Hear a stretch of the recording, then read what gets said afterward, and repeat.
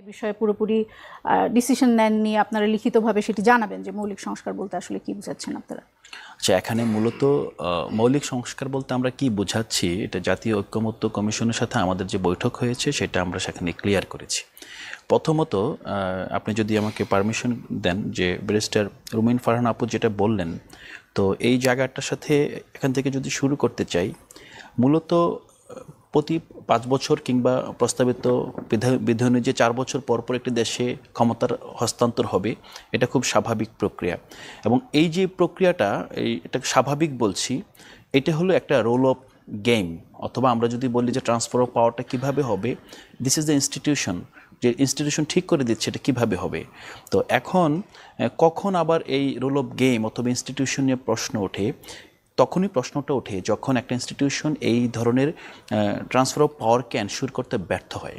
তো বাংলাদেশে আমরা দেখেছি অন্তত 111-এর পর থেকে এখন পর্যন্ত যে ট্রান্সফার অফ পাওয়ারের টোটাল যে লিগ্যাল মেকানিজমটা এখানে ভেঙে পড়েছে। এখানে পাওয়ার ট্রান্সফার এবং আমরা প্রতিটা সংসদ গড়ে উঠেছে মানে 5 বছর পর পর শুধুমাত্র সাংবিধানিক ধারাবাহিকতা এবং আপনার এখানকার যেই গণতন্ত্র কিংবা উন্নয়নের ধারাবাহিকতা সেটার অজুহাতে। তো সেই প্রেক্ষাপটে প্রথমত এই মৌলিক সংস্কার মানেই হলো যে রুল অফ গেমটা এখানে নষ্ট হয়ে গিয়েছে, ধ্বংস হয়ে গিয়েছে, সেটাকে পুনরায় স্থাপন করা। হ্যাঁ, যেভাবে যেটা বলছেন যে ম্যান্ডেট থাকলে জনগণের কাছ থেকে ম্যান্ডেট নিয়ে আসুন, ব্যাপারটা এটা হলো যে 5 বছর পর পর যে ট্রান্সফার অফ পাওয়ার হবে, কে সংসদে যাবে না সেটার জন্য জনগণের কাছ থেকে একটা ম্যান্ডেট নিয়ে আসতে পারেন। কিন্তু পরপর আপনার ধরেন প্রায় 20 বছর পর, আমরা যদি বলি 90 থেকে আপনার 2024 সাল পর্যন্ত প্রায় 25 বছর পর একটা অভ্যুত্থান ঘটেছে। অভ্যুত্থানের মাধ্যমে কি হয়েছে, 90 যে 3 জোটের রূপরেখার মাধ্যমে যে একটা তত্ত্বাবধায়ক সরকার ব্যবস্থা এসেছিল এবং সেটাও পরবর্তীতে যুদ্ধ করে আনতে হয়েছে, সেটা আলাদা তর্ক, কিন্তু সেই ব্যবস্থা পাশাপাশি আমরা বলি যে জুডিশিয়ারি নিয়োগ, এখানে একজন প্রধান বিচারপতিকে লাথি মেরে এখান থেকে দেশ থেকে বের করে দিয়েছে, লিটারালি লাথি মেরে বের করে দেওয়া হয়েছে, আজকে সিনহার কথা বলছি। তো এভাবে আমরা দেখেছি যে প্রতিষ্ঠানগুলো কাজ করতে ব্যর্থ হয়েছে। এখানে নতুনভাবে একটা গণঅভ্যুত্থান হয়েছে, সেটা তো কোনো আইনি প্রক্রিয়ার মাধ্যমে হয়নি। গণঅভ্যুত্থান তো কোনো সংবিধান কিংবা সংবিধানের কোনো ধারা মেনে হয়নি, কিন্তু গণঅভ্যুত্থানটা যখন হয়ে গিয়েছে, এটার মাধ্যমে পুরনো যে ব্যবস্থাটা চেপে ধরেছিল আইনি নামে, সংবিধানের নামে, প্রতিষ্ঠানগুলো অথবা ধারাবাহিকতার নামে, এটাকে কিন্তু একরকম একটা ফুল স্টপ দেওয়া হয়েছে। দেওয়ার পর কিভাবে আসলে সরকার গঠন করা হয়েছে সেটা যদিও এটা এখানে প্রাসঙ্গিক, বাট মুখ্য নয়। মুখ্য হলো যে আগে যেই ব্যবস্থাটা ফুল স্টপ করা হয়েছে, আমরা আবার কোথা থেকে শুরু করব? আমরা যেটাকে ফুল স্টপ করা হয়েছে, আমরা কি সেখান থেকে শুরু করব? যদি সেখান থেকে শুরু করি তাহলে আমাদেরকে আগের ব্যবস্থাটাকে রিপিট করে যেতে হবে, যেটা আমার এখানে বড় রাজনৈতিক দল কিংবা দলের যেই অ্যালায়েন্স তারা হয়তো বা চাচ্ছে, কিছু ক্ষেত্রে হয়তো বা তাদের সেখানে সুবিধা দিতে পারে। কিন্তু এখন নতুন সংবিধানের অথবা সংবিধানের যে মৌলিক সংস্কার, সংবিধানের যে আমরা যেটা বলছি আর্টিকেলগুলো সংস্কারে স্বাভাবিকভাবে আমরা বলতে পারছি যে অধ্যাদেশ তো কোনো সমাধান না, বাট 2/3 মেজরিটি কোনোভাবেই সমাধান না।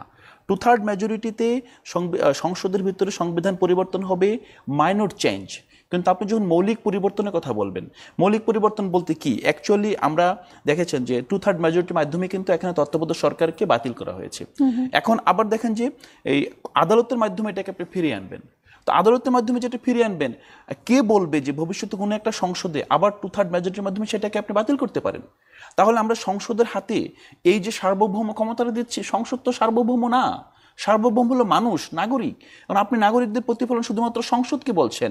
আরেকটা বিষয় হলো যে এখন মৌলিক সংস্কার আরেকটা বিষয় যেটা বললেন যে ওয়েস্টমিনিস্টার ডেমোক্রেসিতে প্রধানমন্ত্রী এখানে মন্ত্রিসভার প্রধান। এখানে আমরা কিন্তু এই সংবিধান সংস্কার কমিশন কিংবা এই সংস্কার, আমার কাছে এখনো পরিষ্কার নয় যে এই মৌলিক সংস্কারটা আসলে আপনারা কিভাবে করবেন, অন্তর্বর্তী সরকার কিভাবে করবে, আসলে তাদের হাতে এই এখতিয়ার আছে কিনা। আমরা একটা বিরতির পরে আপনার কাছে ফিরে আসবো, একটা বিরতিতে যেতে হচ্ছে দর্শক, আমরা একটা বিরতিতে যাচ্ছি, ফিরে আসছি কিছুক্ষণ পর, সাথে থাকুন।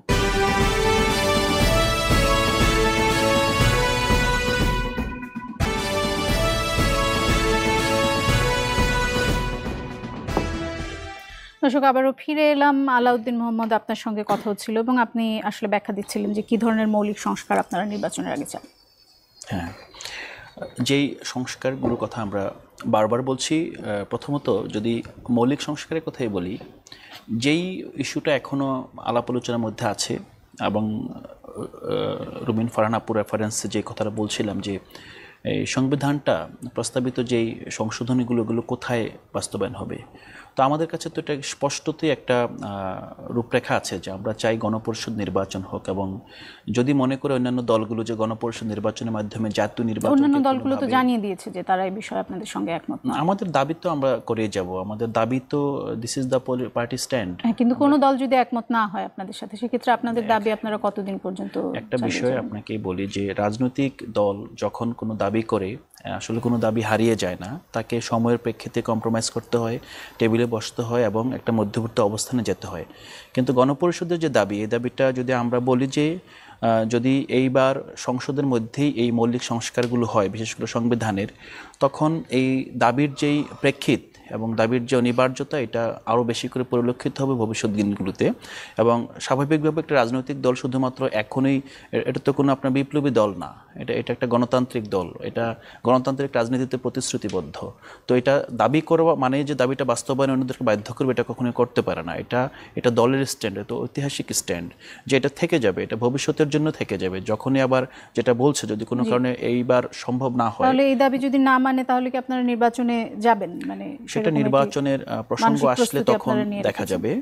নির্বাচনের প্রসঙ্গ আসলে মানে নির্বাচনের প্রসঙ্গ তো নির্বাচনের প্রসঙ্গ বিষয়েই তো আমরা কথা বলছি, অনেক দিন ধরেই নির্বাচন নিয়েই কথা হচ্ছে। হ্যাঁ, এখানে আমরা তো গণপরিষদ তো একটা নির্বাচন। জি হ্যাঁ, গণপরিষদ নির্বাচন আপনি যদি আমরা দাবিটা দেখেন, দাবিটা আমরা একই সাথে ছিল যে একই ব্যালটে গণপরিষদ এবং জাতীয় নির্বাচন হতে পারে।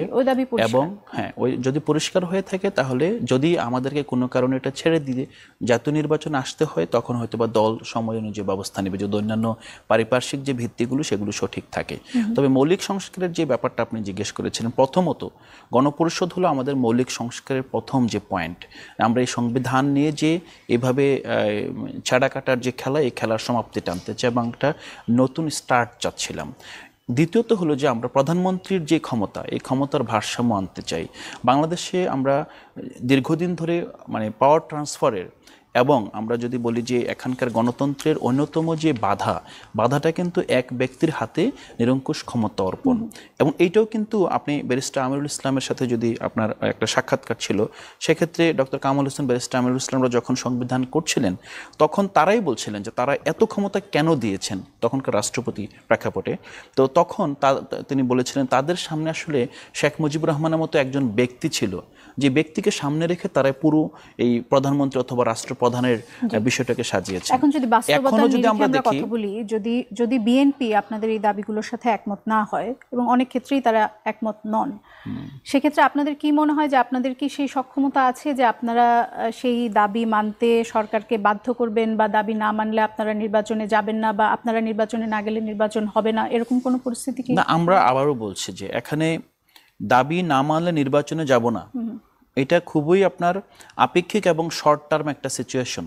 যেমন আওয়ামী লীগ নিষিদ্ধের কথা বলেছেন, যে আওয়ামী লীগ নিষিদ্ধ না হলে নির্বাচন আমি আসছিলাম। এইটা দেখেন না, এটা আমাদের কিছু একটা পার্টি স্ট্যান্ড আছে, কিছু সদস্যদের অথবা নেতৃবৃন্দের বক্তব্য আছে। আমাদের পার্টি স্ট্যান্ড ক্লিয়ার যে আমরা এখানে মৌলিক সংস্কার এবং জুলাই হত্যাকাণ্ডের একটা ভিজিবল একটা বিচার, একটা আপনার সাবস্টেন্সিয়াল বিচারের অগ্রগতি আমরা দেখতে চাই নির্বাচনের আগে। এবং আশা করছি এটা নির্বাচন যেই টাইমলাইনে হোক না কেন, গভর্নমেন্ট আন্তরিক এবং সবগুলো দলই এই পয়েন্টটা আন্তরিক এবং এটা সম্ভব। কিন্তু মৌলিক সংস্কারের যেই জায়গাটা আমাদের সাথে অন্য দলগুলোর দ্বিমত, এইটা হলো যে মূলত প্রধানমন্ত্রীর ক্ষমতার ভারসাম্য নিয়ে আসা এবং জাতীয় সাংবিধানিক কাউন্সিল গঠনের যে প্রস্তাব, সেটার সাথে আমরা পুরোপুরি একমত। সেই জায়গাটা পাশাপাশি দ্বিকক্ষবিষ্ট সংসদে উচ্চকক্ষের যেই জুরিসডিকশন কী হবে, উচ্চকক্ষে আসলে রাজনৈতিক দলগুলো কীভাবে তাদের প্রতিনিধি পাঠাবে, এই জায়গার পাশাপাশি আমরা মূলত একটা সার্বিকভাবে জবাবদিহি এবং একটা রাষ্ট্রীয় ক্ষমতার মধ্যে জনগণের যেই নিয়ন্ত্রণ, এই জায়গাটা আমরা দেখতে চাই। এটাই মূলত মৌলিক সংস্কার, এবং এটা খুব দুর্বোধ্য কিছু না। কিন্তু